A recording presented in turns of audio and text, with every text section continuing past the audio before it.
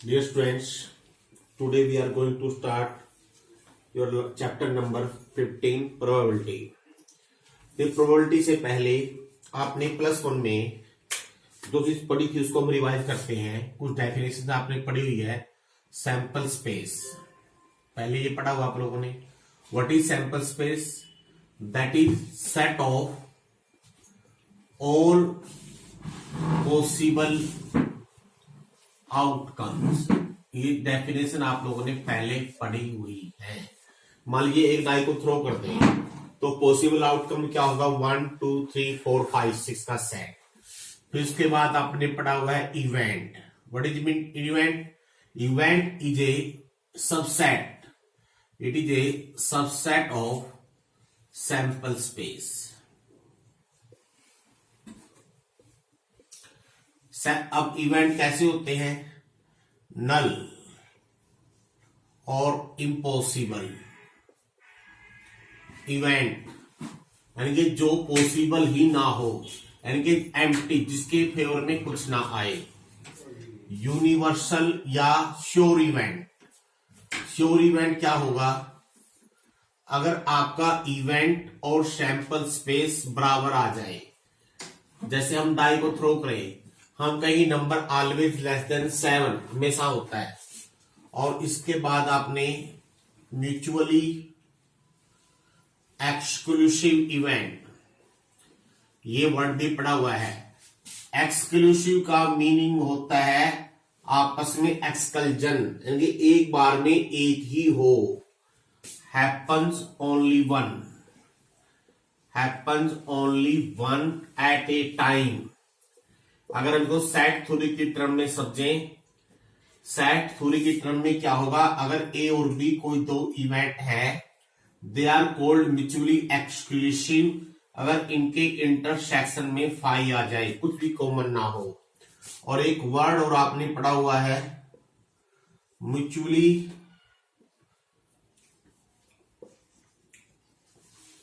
Mutually exhaustive.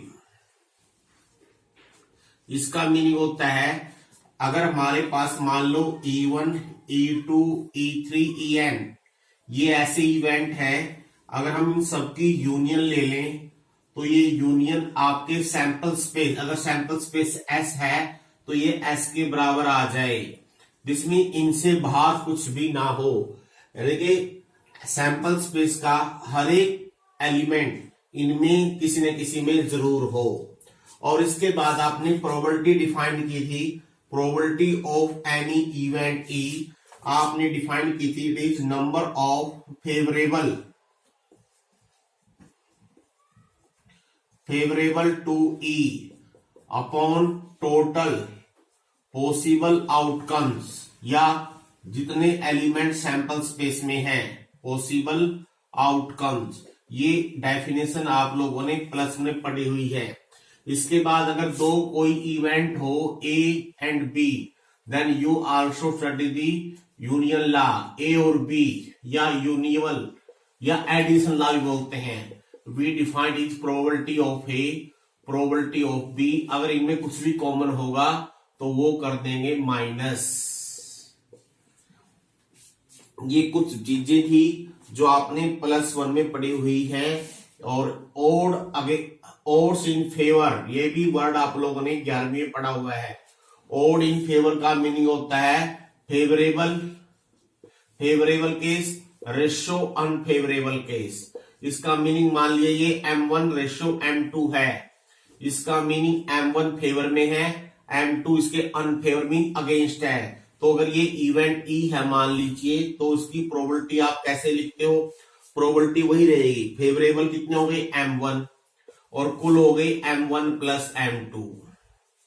Odds against, ये word भी आप लोगों ने प्लस वन में पढ़ा हुआ है। ओड अगेंस्ट होता है अनफेवरेबल रेशियो फेवरेबल, उल्टा हो जाएगा।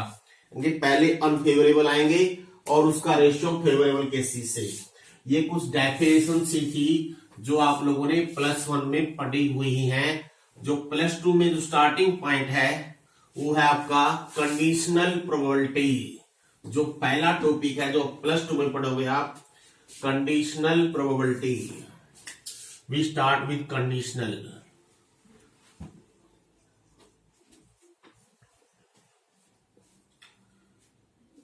कंडीशनल प्रोबेबिलिटी का मीनिंग क्या होता है और ये कब काम आएगी?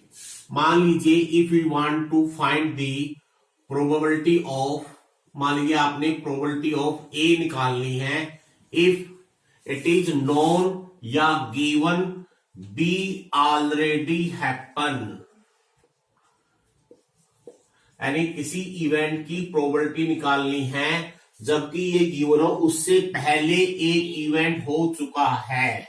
मान लीजिए आपने निकाली तो ए की प्रोबेबिलिटी है लेकिन उससे पहले बी हो चुका है, तो हम बी पी ए नहीं लिखेंगे क्योंकि इससे पहले कुछ घटना घट चुकी है, तो we write here P A oblique B. इसको बोलते हैं conditional probability of A when B already happen. इसकी तो निकालनी है, ये चीज आपस पहले ही घट चुकी है, तो ये कहलाएगी कंडीशनल प्रोबेबिलिटी।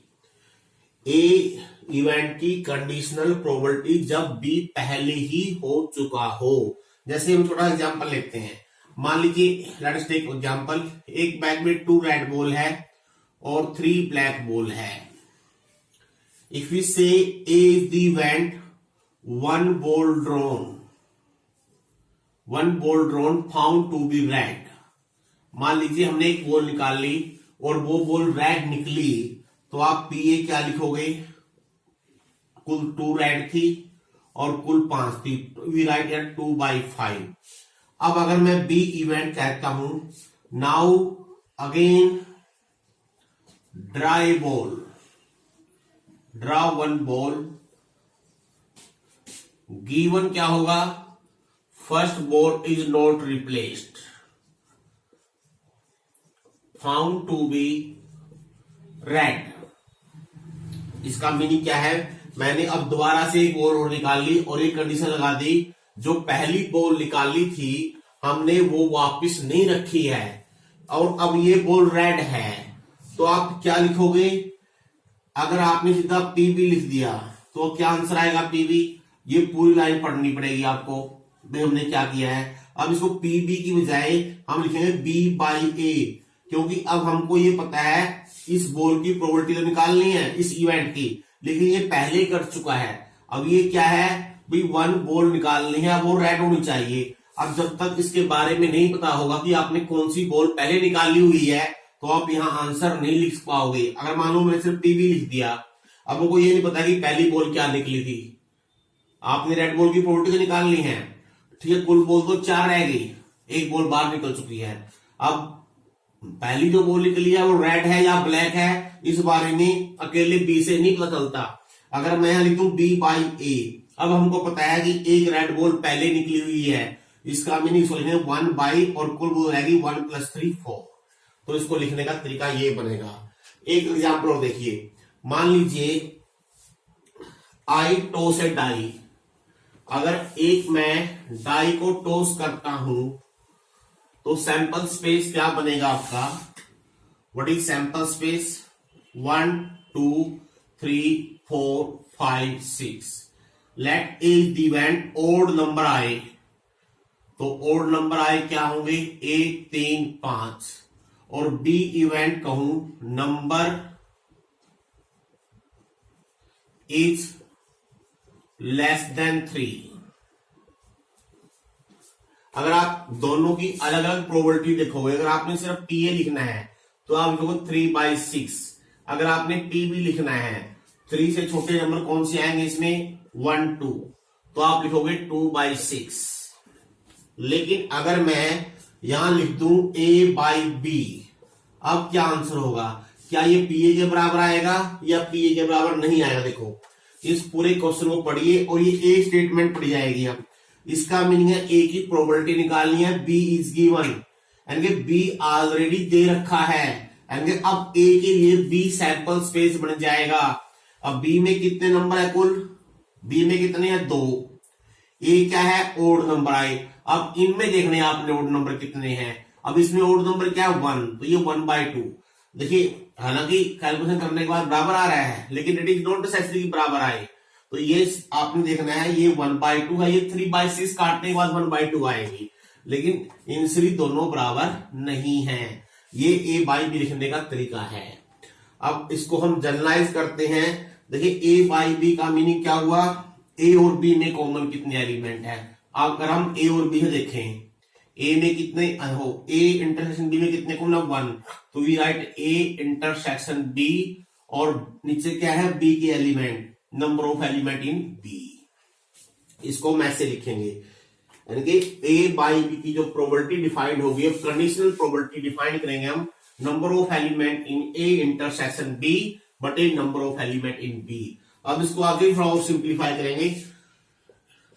देखिए अभी मैंने पहले इसको लिखेंगे हम, number of element in A intersection B बटे number of element in B. अगर मान लीजिए सैंपल स्पेस हमारा एस है, तो इसके नंबर ऑफ एलिमेंट हो गए एनएस। अगर मैं ऊपर नीचे एनएस से डिवाइड कर देता हूं, यहां भी एनएस से डिवाइड कर दूं और एन बी को भी एनएस से डिवाइड कर दूं, अब ये क्या बन गई, ये बन गई प्रोबेबिलिटी बन गई ए इंटरसेक्शन बी की, और नीचे क्या बन गई, बी की प्रोबेबिलिटी।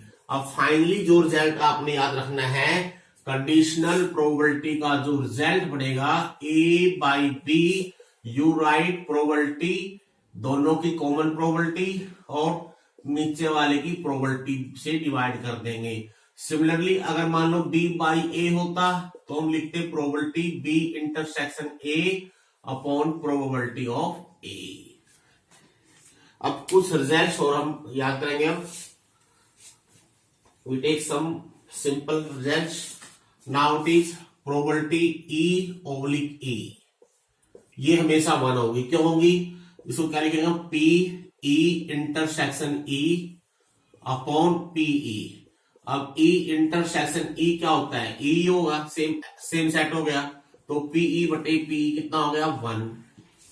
और रिजल्ट देखिए, now it is S oblique A, S mean sample space, तो इसका मीनिंग है S intersection E upon PE.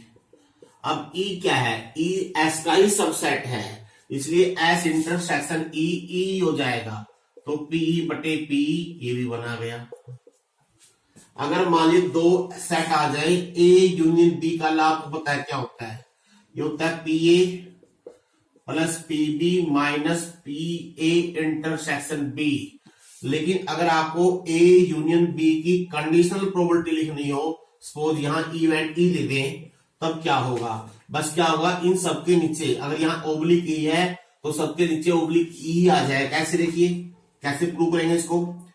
मान लो ये इवेंट सी है, तो सी ओब्लिक ई क्या होगा, C means A union B intersection E upon P E, कैसे लिखेंगे।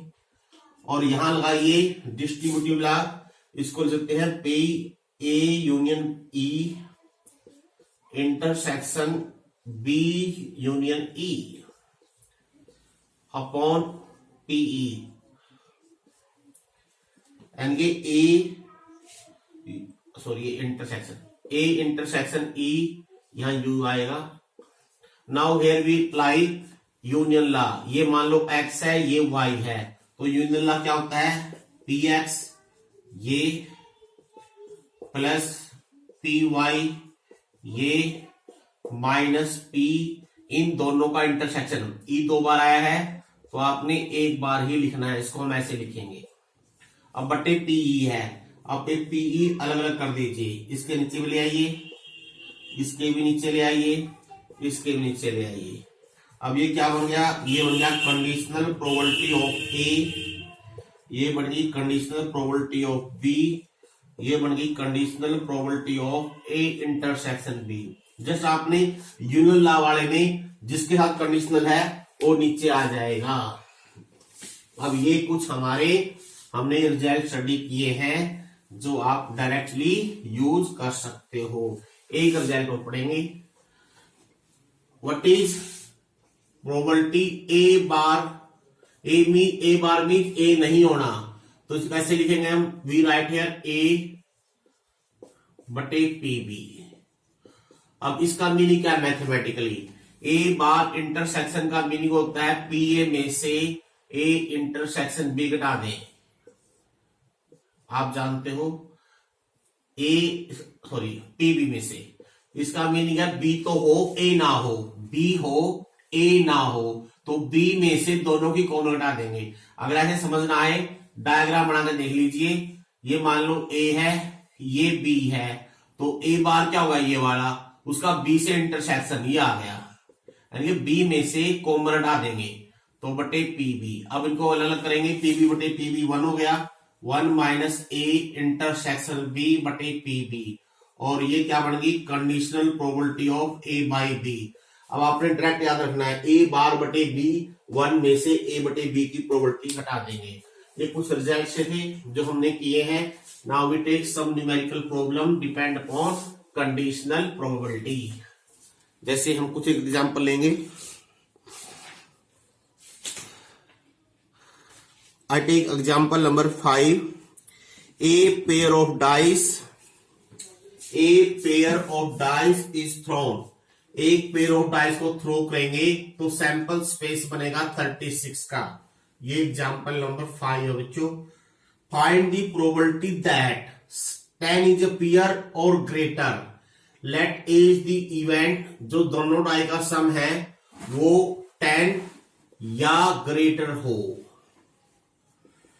और बी गिवन क्या है, जो गिवन है वो नीचे आएगा हमेशा 5 अपीयर ऑन फर्स्ट। बिल्कुल सिंपल तरीके से करना है। पहले आपने क्या निकालना है, जिसकी प्रोबेबिलिटी निकालनी है वो ऊपर, इफ गिवन या ऑलरेडी हैपन वो चीज नीचे, पी ए बटे बी निकालना है। तो सबसे आसान तरीका क्या है, पहले आप ए और बी दोनों निकाल लीजिए। ए में कौन कौन से एलिमेंट आएंगे, 10, दोनों का सम 10 कब होगा, पहले 4 6 5 5 6 10 4।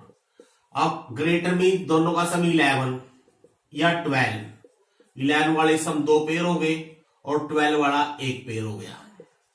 अब पहली डाई पे 5 आए, 5 1 6 कैसे बन जाएंगे, 5 2 5 3 5 6 5 4 5 5 एंड 5 6। अब आपने क्या करना है, A intersection B. What is A intersection B, देखो कॉमन क्या होगा, एक तो 5 5 कॉमन आ गया और एक 5 6 कॉमन आ गया। और now what is A intersection B की प्रोबेबिलिटी, 2/36, नीचे बी है तो बी की प्रोबेबिलिटी, ये 6 के साथ 6/36।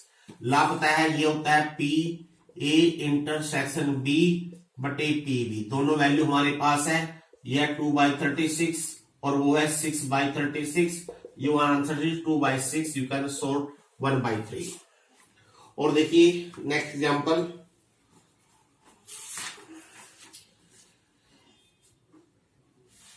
ए die is thrown, 7th example है ये। 3 बार थ्रो किया, अगर 3 बार थ्रो करेंगे सैंपल स्पेस बनेगा 6 × 6 × 6 216। अब इसमें इवेंट है ए इवेंट है 4 ऑन 3rd थ्रो। तीसरी बार में क्या आए, 4 आ जाए, कितने केस बनेंगे, 36। पहली 2 बार कुछ भी आए तो पहली 2 वाले कितने केस बनते हैं, 36, और 3rd बार 4 लगा दो। पहले दोनों 1 है, 1 4 या 1 2 4। अगर पहली बार 1 आता है या 1 6 4। अगर पहली बार 2 आए, 2 1 4 2 2 4 एंड 2 6 4 एंड सो। पहली बार 6 आए, 6 1 4 से लेकर 6 6 4, वी गेट 36 केसेस, 6 लाइन बन जाएगी। और बी इवेंट क्या है, 6 ऑन फर्स्ट, पहली बार 6 आए, 5 ऑन सेकंड, तो इसमें कौन से आएंगे, 6 5, ये फिक्स हो गए। 3rd थ्रो कुछ भी होता है, 6 5 1 6 5 2 6 5 3 6 5 4 6 5 5 6 5 6। आपने देखिए क्या निकालनी है, find the probability of A given B. तो we wrote right here P A intersection B बटे पी बी। अब ए इंटरसेक्शन बी में देखिए कॉमन क्या है, इसमें लास्ट में 4 वाला कॉमन होगा, ए केस कॉमन हो गया तो वी राइट 1/216। TB इसमें है 6 केस अपॉन 6/216, तो your answer is 1/6।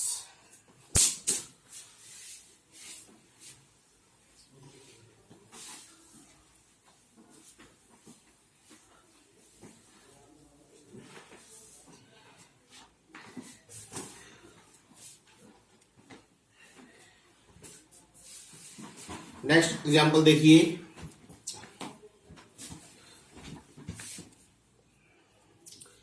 I take example number 8. In a certain college 25%, एक एग्जाम्पल है, 25% students fail in mathematics math, 15% fail in chemistry, 10% in both. अगर हम मान ले A is this event, fail in mathematics, B is this event, then this become A intersection B, तो respective probability P होगी 25/100, TB होगी हमारे पास 15/100, TA intersection B ये होगी हमारे पास 10/100। अब निकालना क्या है, find the probability he fail in mathematics, required probability किसकी, A की निकालनी है। गिवन ही आल्सो, गिवन वाली चीज नीचे, ही also fail in chemistry, math में फेल हो गया, गिवन भी केमिस्ट्री में फेल है, तो लिखने का तरीका हो गया। अब लिखिए TA intersection B that is 10/100 upon PB 15/100, you get 2/3, direct answer आ जाएगा। एग्जाम्पल नंबर 9 देखिए, in a school there are 1000 students, 430 are girls. It is known that out of 10% girls study in 12, यानी कि कुल गर्ल्स का 10%, यानी कि 43 होगी, ये होगी 12th गर्ल स्टूडेंट जो 12th में पढ़ती हैं।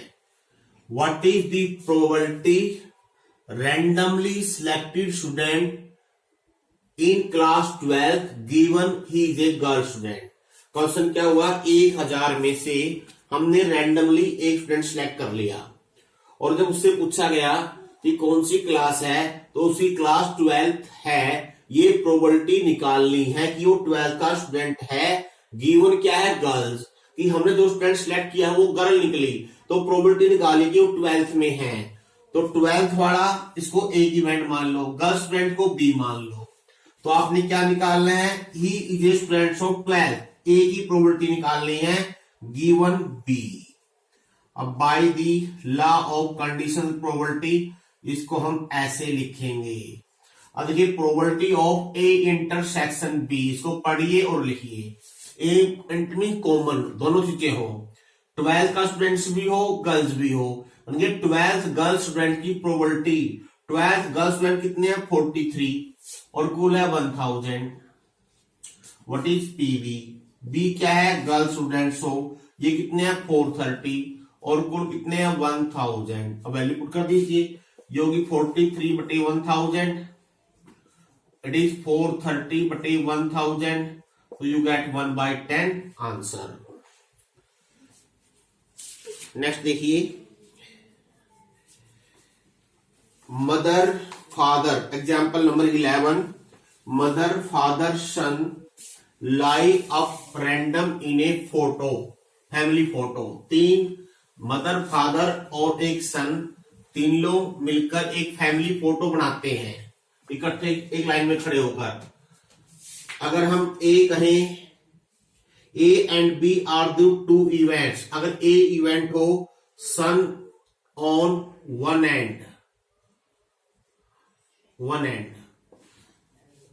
और B इवेंट हो फादर इन द मिडल, तो आपने प्रोबेबिलिटी निकालनी है B/A। सबसे पहले let S the sample space. अगर तीनों मदर फादर सन, अगर मदर को M से लिखे, फादर को F, सन से S, अगर तीनों एक लाइन में खड़े करें तो कैसे रैंडमली कैसे आ सकते हैं। मान लो मदर पहले आए तो फादर S ऐसे बनेंगे या मदर S F ऐसे आएंगे। अगर मान लो फादर पहले आ जाए पहली पोजीशन पर, तो मदर सन या फादर सन मदर, या अगर सन पहले आए SFM, ये पॉसिबल कॉम्बिनेशन बन गया। अब देखिए ए क्या है, सन ऑन वन एंड, यानी कि पहले पे या तीसरी पोजीशन पर सन, तो इसमें कौन से आएंगे, MFS और एस लास्ट में, देखो जिसमें एस लास्ट में वो लिख लीजिए FMS और MFS FMS, बस दो ही बने। और फादर इन द मिडल, ये हो गया MFS और SFM, दो ये बन गए बस। अब यहां क्या आएगा, प्रोबेबिलिटी B इंटरसेक्शन A बटे PA। अब कॉमन देखिए क्या है, कॉमन है 1 केस और कुल है हमारे पास 6 केस। पी भी लिखना है आप, हम गलत करते हैं, हम ए के फिर में आएंगे। ए में 2 4 6, फादर बीच में 1 2, सन एंड, अच्छा शुरू में हो सकता है 4 पीस बनेंगे, तो एंड में दे रखा है, ये एंड का पहली पोजीशन भी हो सकती है, ये 4 केस आएंगे। तो इसमें बी इंटरसेक्शन ए में देखिए आपका 1 और 1 2 केस हो गए, सॉरी 2/6, और ए में है 4 केस 4/6, तो आपका आंसर आ गया 2/6। अज्यूम दैट, नेक्स्ट क्वेश्चन है, assume that child is born equal likely to be a boy और गर्ल। बाई बोर्न कोई बच्चा गर्ल्स या बॉय कोई भी हो सकता है। If a family has 2 children, what is the probability both are girl. पहले let S the sample space of 2 children, कैसे होंगे, दोनों बॉय, मान लो बॉयज है, फर्स्ट बॉय सेकंड भी बॉय, या पहला बॉय, आई लेट बी भी है, पहला बॉय दूसरी गर्ल्स, या पहली गर्ल दूसरा बॉय, या दोनों गर्ल्स, तो पॉसिबल सैंपल स्पेस ये बनेगा। अब हम इसको इवेंट मान लेते हैं जिसकी प्रोबेबिलिटी निकालनी है, बोथ आर गर्ल्स, इसकी प्रोबेबिलिटी निकालनी है। पहला पार्ट गिवन क्या है, यंगेस्ट इज गर्ल। अब बोथ गर्ल, इसमें आएंगे जी।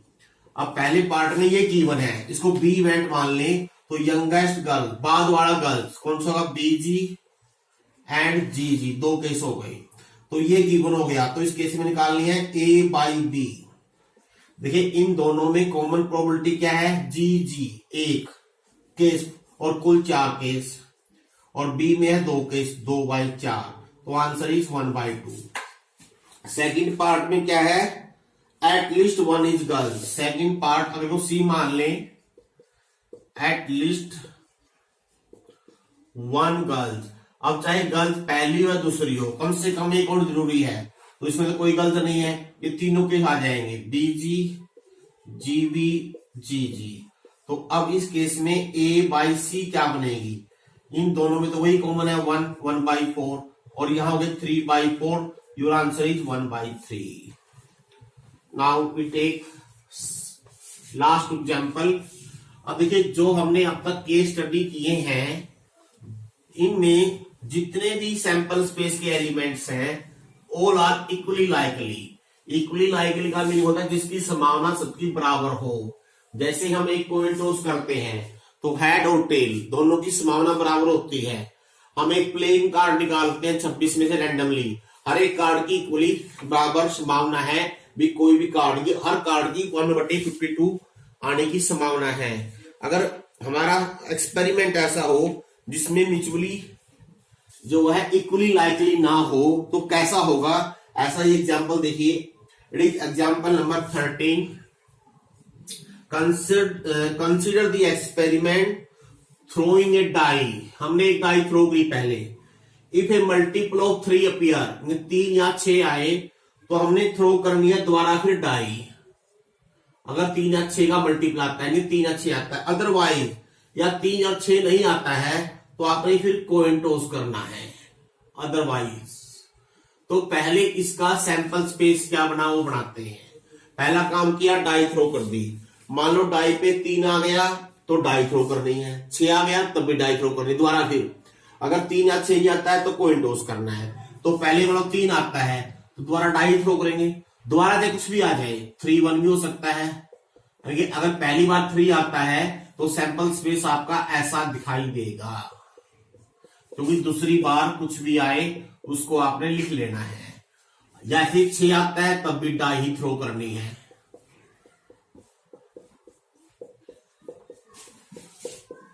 अदरवाइज का मीनिंग क्या है, अगर मान लीजिए पहली बार में 3 या 6 नहीं आया, 1 आ जाए या 2 आ जाए या 4 आ जाए या 5, तो कोइन टॉस करना है। तो 1H या टेल, दोबारा क्यों कोइन टॉस करेंगे, हेड या टेल में से कोई आएगा, या 2 के साथ भी 2H 2T बनेगा, 4 के साथ भी 4H 4T बनेगा 4T, ऐसे 5 के साथ 5H H और 5T। तो ये हमारा सैंपल स्पेस बन गया। अब देखिए, आप ध्यान से देखिए, ये इक्वली लाइकली नहीं है। कैसे देखिए, मान लो 3-1 एक में लिख जाता हूं, आपने प्रोबेबिलिटी ऑफ 3-1 निकालनी होती, ये क्या बनेगी, ये बनेगी 1/36। 1/36 क्यों, पहली बार 3 आए, एक डाई को थ्रो करेंगे, 3 आने की प्रोबेबिलिटी 1/6, दोबारा फिर थ्रो कर दे, दोबारा 1 आए, ये भी 1/6। यानी कि यहां से लेकर यहां तक जो बगैर कोइन वाले यहां तक, इन सब की प्रोबेबिलिटी 1/3, हर एक अलग अलग की। लेकिन अगर मान लो आपने P1T की निकालनी है, अब इसकी क्या बनेगी, 1 में डाई पे तो 1 आए, 1/6 हो गया, कोइन पे टेल आए, अब कोइन के 2 ही फेस होते हैं और टेल एक होती है, इसकी होगी 1/2। तो इसलिए इन सभी एलिमेंट की प्रोबेबिलिटी इंडिविजुअली 1/12 होगी, और यहां से लेकर यहां तक इन सभी एलिमेंट की प्रोबेबिलिटी अलग अलग से 1/36 होगी। इक्वली लाइकली नहीं है। हम यहाँ ये नहीं बोलेंगे, मान लीजिए हमसे कोई पूछते 1H की प्रोबेबिलिटी निकालिए, ऐसे नहीं करना है, वैसे 1H एक हो गया और कुल कितने हो गए 20, 1/20 नहीं लिखना है, इट इज रॉन्ग, क्यों, ये सभी इक्वली लाइकली नहीं है। सारे इवेंट अलग अलग से प्रोबेबिलिटी है, सारे बराबर संभावना नहीं है, इनकी संभावनाएं कम है, इनकी ज्यादा है। क्यों, क्योंकि कोइन के 2 ही फेस है, H आने की संभावना ज्यादा होती है, 1 आने की कम होती है। लेकिन हमारा क्वेश्चन है, एक्चुअल क्वेश्चन पढ़ते हैं, हम क्या निकालना है, find the conditional probability that event shows a tail, tail आए। तो पहले इसमें से टेल वाले सारे इवेंट, टेल वाले कौन से हैं, पहला 1T है, उसके बाद 2T है, फिर 4T है और फिर 5T है, टेल वाले लिख लीजिए। गिवन बी क्या है, एट लीस्ट 1 डाई शोज 3, कम से कम एक बार 3 आए। अब 3 चाहे एक बार हो तो 2, 3 वाले केस ले लेंगे, जो 3 आया हुआ है, 3 1 है, 3 2 है, 3 3 है, 3 4 है, 3 5 है, 3 6 है और एक 6 3 भी है। अब आपके पास आपने निकालनी है ए इंटरसेक्शन बी की प्रोबेबिलिटी, जो होती है ए इंटरसेक्शन बी की प्रोबेबिलिटी बटे पीबी की प्रोबेबिलिटी। इसका मीनिंग हमको ए इंटरसेक्शन डी भी चाहिए। अब ए इंटरसेक्शन बी देखिए, कॉमन कुछ नहीं है, एम्प्टी हो गया। अगर कॉमन कुछ नहीं है, अगर किसी सेट में कोई भी एलिमेंट नहीं है, उसकी प्रोबेबिलिटी 0 होती है, तो 0 बटे समथिंग, तो आंसर इज 0। यानी कि ये इम्पॉसिबल है। क्या देखो, अगर ध्यान से पढ़ोगे तो अपने आप सेंस पता चल जाएगी। मैं ये कह रहा हूं कि कम से कम एक बार 3 आया है और टेल भी आ जाए, पॉसिबल ही नहीं है, क्योंकि जानते हो 3 आएगा तो टेल आनी नहीं है। क्यों नहीं आनी है, क्योंकि कोई टॉस करना ही नहीं है, कोई तभी टॉस करेंगे जब 3 नहीं आएगा, तो इसलिए 0 ही प्रोबेबिलिटी आएगी, इट इज इम्पॉसिबल। ऐसा ही एक एग्जाम्पल देखिए, एग्जाम्पल नंबर लास्ट, ये भी ऐसा ही है, जिसके सभी element mutually exclusive equally likely नहीं है। A fair coin is tossed, a coin को टॉस कर दिया, ऑब्वियसली या तो हेड आएगा या टेल आएगी।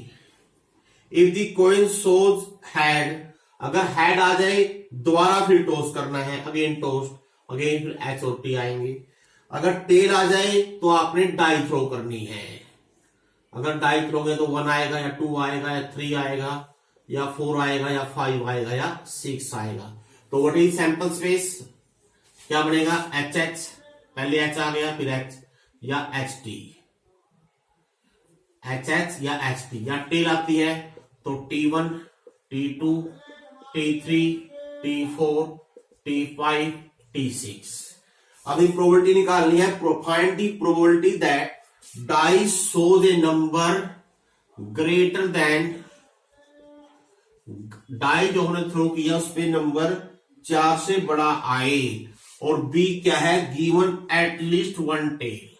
बिल्कुल आसान टॉपिक है, दोनों का अलग अलग से सैंपल स्पेस बना लीजिए। पहले 4 से बड़े नंबर वाले कौन कौन से इसमें एक साथ देने हैं, T5, T6, और डाई पे कम से कम एक टेल आए। एक टेल भी HT हो गया तो, और फिर ये सारे हो गए T1, T2, T3, T4, T5, T6। अब ये ए की प्रोबेबिलिटी निकालनी है, बी गिवन है, तो इसका होता है ए इंटरसेक्शन बी बटे पीबी। अब ए इंटरसेक्शन बी क्या है, दोनों में कॉमन 2 केस है, T5, T6। अब इसको आपने ऐसे मत कर देना 2/8, ये गलत हो जाएगा। क्यों, इन एलिमेंट्स की प्रोबेबिलिटी अलग अलग है, क्योंकि PHH और PHT इन दोनों एलिमेंट की प्रोबेबिलिटी आएगी, हेड आने की प्रोबेबिलिटी 1/2, हेड आने की प्रोबेबिलिटी दोनों की 1/4 आएगी, इसकी भी 1/4, 1/4, और बाकी जो सारे बच गए हैं PT1 से लेकर PT6 ये आएगी 1/2 इंटू 1/6। 1/6 क्यों, 1 आने की प्रोबेबिलिटी भी 1/6, 2 आने की प्रोबेबिलिटी, एंड अभी इंटू होता है भाई, टेल भी आए 1 भी आए, इस पर टेल आए 1/2, इस पे 1 आए 1/6, इस पे टेल आए 1/2, सारे बराबर है आपस में। तो इसलिए इसको हमने क्या लिखना है, जब आप लिखोगे ए इंटरसेक्शन की प्रोबेबिलिटी तो लिखो PT5 अलग अलग से जोड़ के लिखोगे, तो होगी 1/12 प्लस 1/12 दैट इज 2/12। और पीबी की जब लिखोगे, बी में कौन से एलिमेंट है, ये 7 एलिमेंट है, तो 7/8 मत कर देना, गलत हो जाएगा, क्योंकि इक्वली लाइकली नहीं है, इन सबकी अलग अलग है, T1 से लेकर T6। अब पहले वाले की तो 1/4 है, इनकी सबकी है 1/12 6 टाइम, तो 6/12 12 एलसीएम 9/12। अब ये वैल्यू पुट करेंगे, ये होगी 2/12, ये होगी 9/12, योर आंसर इज 2/9। अगर आप सीधा करोगे ना, देखो अलग आंसर आएगा। अगर आप मान लो इसकी ले लो 2 कितने होगी, अगर टोटल माने, अगर 2/8 और इसकी लिखेंगे हम 7/8, 2/8 7/8 2/7 आ गया, बराबर नहीं आएगा, तो इसलिए इक्वली लाइकली नहीं है, इसलिए आपने अलग अलग एलिमेंट की अलग अलग प्रॉपर्टी जोड़नी है। Thank you.